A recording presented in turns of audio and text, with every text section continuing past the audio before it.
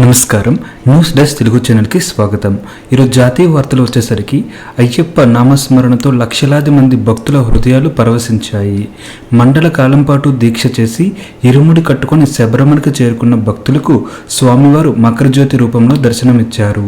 పంబలో స్నానం చేసి సన్నిధానం చేరుకొని మణికంఠుని దర్శనం కోసం మకరజ్యోతి దివ్యానుభూతి కోసం ఎదురు చూస్తున్న తరుణం రానే వచ్చింది.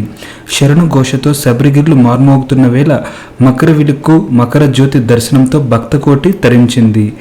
మకర సంక్రాంతి సందర్భంగా శబరిమల పొన్నంబాల మేడుపై మకర జ్యోతి కనిపించింది. ఎంతో భక్తితో దర్శించుకునే మకర జ్యోతిని వీక్షించేందుకు దేశం నలుమూల నుంచి లక్షలాదిగా భక్తులు మాలదారులు వచ్చారు.